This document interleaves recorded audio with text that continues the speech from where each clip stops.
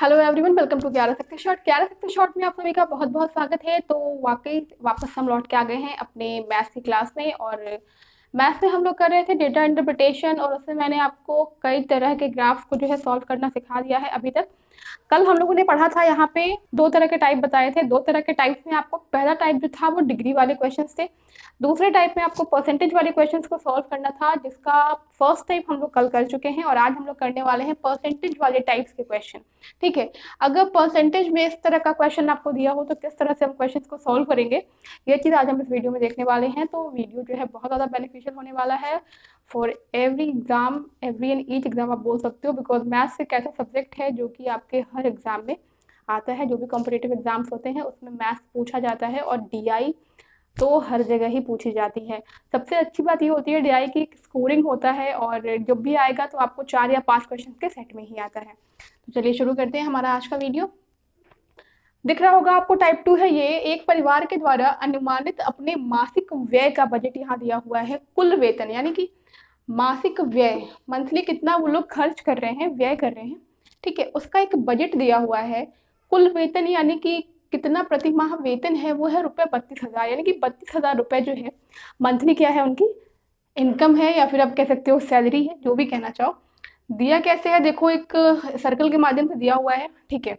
इसमें देखो किराना पे खर्च हो रहा है 20%, शिक्षा पे 25, मोबाइल बिल आता है 6%, बिजली का 19%, कपड़े पे 8%, निवेश होता है 15%, 7% विविध खर्च होते हैं जो कि किए जाते हैं परिवार के द्वारा। पहला क्वेश्चन यहाँ बनता है कि परिवार के द्वारा कपड़े और किराने पर मिला करके अनुमानित बजट कितना है। ठीक है। परिवार के द्वारा कपड़े और किराने पे, यानी कपड़ा कौन सा है आपका यहाँ पे, ये 8% वाला, और किराना कौन सा है 20% वाला, इन दोनों को मिला करके अनुमानित बजट कितना बनता है ये बताना है। तो या तो कपड़े का पहले निकाल लें और फिर किराने का निकाल लें, दोनों को निकाल के हम ऐड कर लें तो भी आंसर आ सकता है। डायरेक्टली करना चाहते हैं तो किस तरह से हो सकता है, फिर सोल्यूशन देखेंगे, क्योंकि आपको भी वहां पे स्टेटमेंट लिखने की जरूरत नहीं है। तो किस तरह से होगा ये देख लेते हैं। इसका कपड़ा और किराना 8% कपड़ा है, ठीक है। उसके बाद से हम इसमें क्या करेंगे, किराने को ऐड कर लेंगे, यानी 20%। इन दोनों को हमने ऐड कर लिया, और निकालते किस में है परसेंटेज, पूरा निकालते हैं 100 में, यानी कि डिवाइड बाई 100। सैलरी कितनी है 32,000। दोनों बस काम खत्म हो गया हमारा।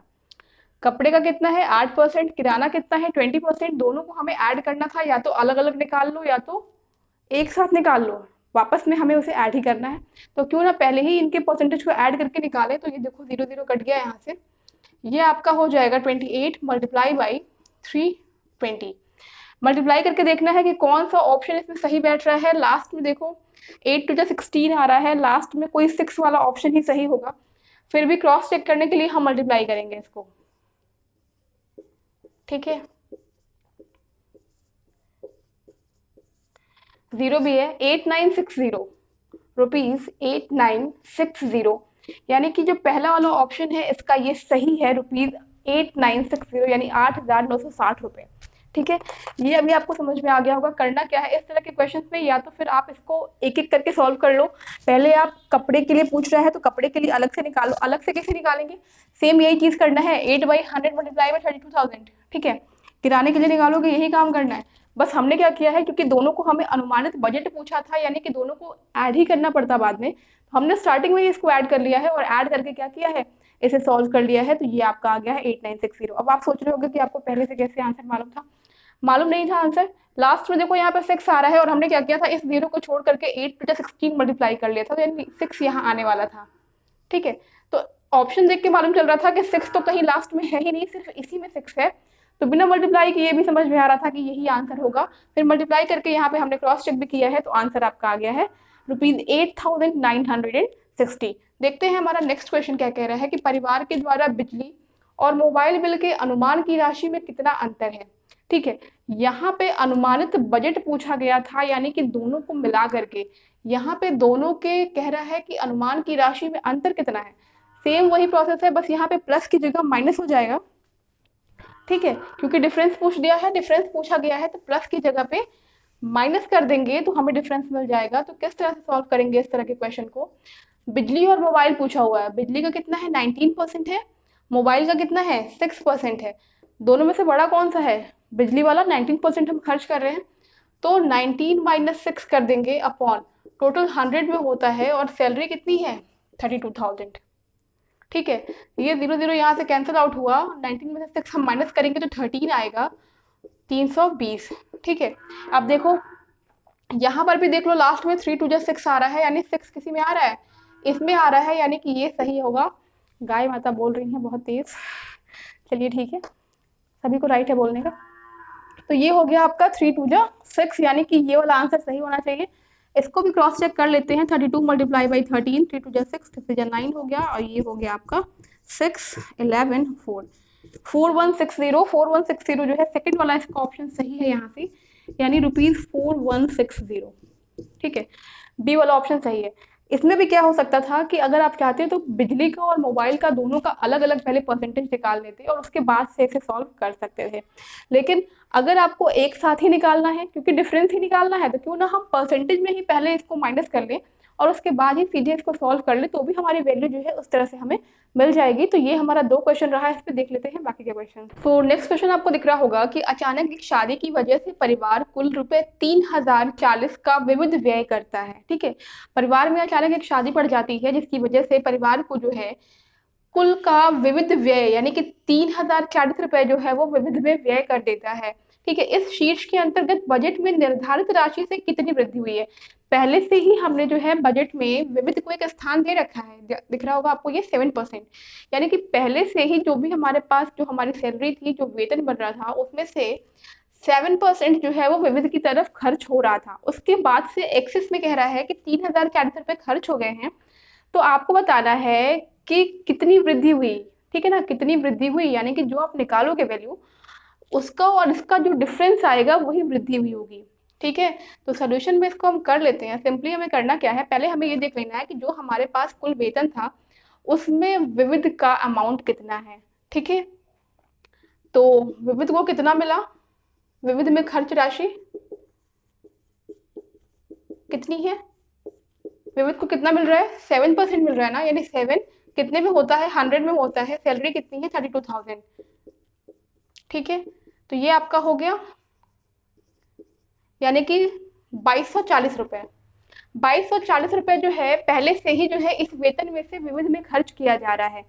बाकी जो खर्च किया गया वो 3040 है। आपसे पूछ रहा है कितने की वृद्धि हो गई, यानी कि इसमें अब कितने की वृद्धि हो गई है, तो वृद्धि को निकालने के लिए हमें क्या करना पड़ेगा?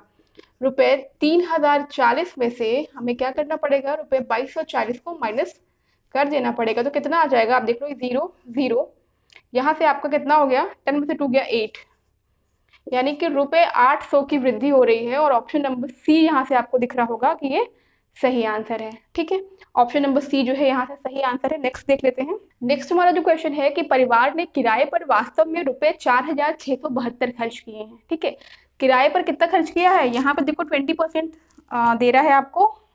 ठीक है, इसके बाद से आपसे पूछ रहा है, एक मिनट, ये किराने कर लेना, ये ओके, ये किराने कर लेना। चलो, क्वेश्चन आपका कह रहा है कि परिवार ने किराने पर वास्तव में रुपए 4672 खर्च किए हैं। किराने पर बजट की गई और खर्च की गई राशि में कितना अंतर है? ठीक है, बजट जो की गई थी राशि वो आपको यहाँ दिख रही है, खर्च कितना कर दिया गया है? 4672। सीधे सीधे दोनों का डिफरेंस आपसे पूछा जा रहा है। तो पहले हमें ये निकालना पड़ेगा कि पहले जो है जो बजट की गई थी राशि, यानी किराने पर कितना परसेंट खर्च हो रहा था? 20%। तो किराने पर खर्च राशि हम निकालेंगे। ठीक है, किराने पर खर्च राशि कितना निकालेंगे? 20/100, और जो मंथली सैलरी बन रही है कितना हो गया? ये 6400। ठीक है, 6400 हमने बजट में ही डिसाइड कर लिया था कि हमें इस इतने अमाउंट का 6400 हमें किराने पर खर्च करना है, लेकिन आपसे कह रहा है कि वास्तव में जो खर्च हुई राशि वो कितनी है? 4672 रुपए की जो राशि है ये वास्तव में खर्च हुई है। आपसे पूछ रहा है कि बजट की गई राशि और खर्च की गई राशि में डिफरेंस कितना है, अंतर निकाल लेंगे, कितना हो जाएगा? कौन सा अमाउंट बड़ा है? देखो ये बड़ा है ना, ₹6400 माइनस ₹4672। ठीक है, 4672। आप देख लीजिए, 10 में से 2 जाएगा तो ये 8 होगा, लास्ट में 8 इसमें भी आ रहा है, इसमें भी आ रहा है, यानी इन दोनों में से कोई एक आंसर आपका बनेगा। ठीक है, 10 में से 2 गया तो 8 हो गया, यहाँ पे आपका 9 हुआ, 9 में से 7 गया तो 2 हो गया, कंफर्म हो गया कि आंसर यही है। ठीक है 13 में से 6 गया 7, और यहाँ पे आपका देखिए 6 बच रहा है और यहाँ पे 4 बच रहा है, यानी कि इसमें से भी आप एक लिए थे तो 5 में से 4 गया 1 हुआ, यानी कि 1728। 1728 रुपए जो है इन दोनों के बीच का अंतर हो गया, यानी कि जो आपका बजट की गई राशि थी और जो खर्च की गई राशि थी, ठीक है ना, इन दोनों में कितना डिफरेंस है, 1728 रुपए का डिफरेंस है, जो कि आपका ऑप्शन नंबर ए यहाँ पे शो कर रहा है। देख लेते हैं इसका last question. So next and last question हमारा है क्वेश्चन नंबर 5 इसका। परिवार ने अपने बिजली के बिल में 1920 रुपए की बचत की, ठीक है, यानी कि जो बिजली की बिल का जो व्यय है उसमें जो है 1920 का बचत किया गया, जो कि यह अनुमानित बजट से कम था। ठीक है, पहले तो हम ये निकाल लेंगे कि बजट कितना था बिजली के बिल के लिए, तो बिजली का 19% है, इसे हमें निकालना पड़ेगा कि बजट में बिजली पर कितना खर्च था। ठीक है, उसके बाद से आपसे कहा जा रहा है कि 1920 रुपए की परिवार ने बचत कर ली, यानी बचत करने के बाद से कितना अमाउंट बचा हमें ये भी निकालना है। फिर पूछ रहा है बिजली के बिल की राशि, यानी बिजली का बिल का जो अमाउंट है वो कुल वेतन का कितना परसेंट है, यानी कि जो वो अमाउंट आएगा वो इस 32,000 का कितना परसेंट है, आपको ये निकालना है। ठीक है, तो बजट में बिजली पर व्यय, तो कितना व्यय किया है बिजली पर हम लोगों ने, देख लो यहाँ पे कितना है 19% है, यानी कि 19/100 मल्टीप्लाई बाई 32,000। ठीक है, अब इसको मल्टीप्लाई करना पड़ेगा, तो देख लो 32 और 19, तो ये कितना हो गया, ये आपका हो चुका है 80, यानी कि 6,080 रुपए। बजट में बिजली पर जो व्यय किया गया है वो 6,080 रुपए है। ठीक है, आपसे कहा जा रहा है कि उसने अपने बिजली के बिल में 1920 रुपए की बचत की है। ठीक है, 1920 रुपए की बचत कर ली है, यानी कि बचत करने के बाद से कितना अमाउंट बच रहा है, बचत के बाद जो बचा अमाउंट है वो कितना है,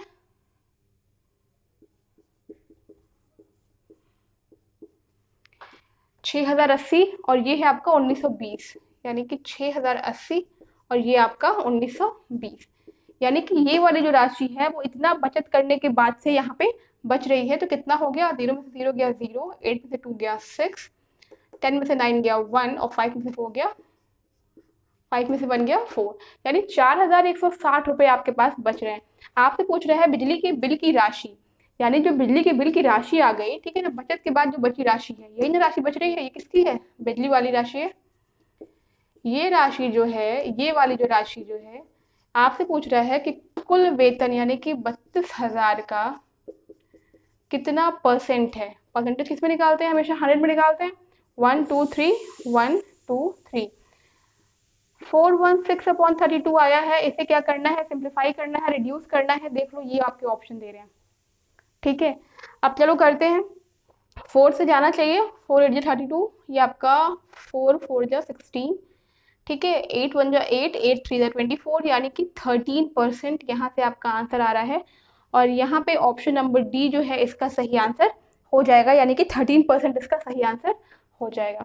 तो ये रहा पूरा एक सेट आपका 5 क्वेश्चन का। ठीक है, ये पूरा सेट जो है आपका टाइप 2 पे बाईग्राफ में जो है इस तरह से जो है कराया गया है। इसके पहले टाइप 1 कराया गया था जिसमें आपको डिग्री वाले क्वेश्चंस कराए गए थे, और ये रहे परसेंटेज वाले क्वेश्चन।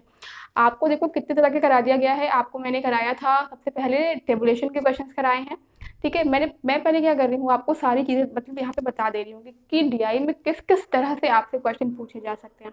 ठीक है, फॉर एनी एग्जाम क्या क्या करा दिया गया है, आपको टेबुलेशन करा दिया गया है। ठीक है, उसके बाद से आपको लाइन ग्राफ कराया गया, बार ग्राफ कराया गया है, अभी आपको पाई ग्राफ कराया जा रहा था और पाई ग्राफ भी आज आपका खत्म हो चुका है। इसके बाद से आपके पास 2 ग्राफ और बच रहे हैं, एक कैसलेट बच रहा है और एक बच रहा है आपके पास मिक्स्ड ग्राफ। ठीक है, तो मिक्स्ड ग्राफ और कैसलेट्स बच रहे हैं, तो कल वाली जो क्लास होगी हमारी उसमें हम लोग जो है कैसलेट शुरू करेंगे। बहुत ही अच्छा, बहुत ही इंटरेस्टिंग होता है, एकदम आपको लग जाना है, बहुत ही अच्छा, मतलब ये टाइम भी है और जो भी पेपर्स आपके अब होने वाले, क्योंकि आप देख रहे हो कि काफ़ी ज़्यादा जो है इस समय जो है पेपर्स वगैरह पोस्टपोन हो गए थे, और अब जब टाइम आएगा तो ये सारे पेपर्स आपके जो है लाइन से जो है वो लगेंगे सारे पेपर्स। तो थोड़ी मेहनत इसमें करनी पड़ेगी आपको, और ये सारी चीज़ें जो है इसको आप कवर कर लेंगे तो ये डीआई जो है आपको काफ़ी अच्छा नंबर दे करके जाएगा। ठीक है, मिलते हैं अपनी नेक्स्ट वीडियो में। Till then take care and bye bye.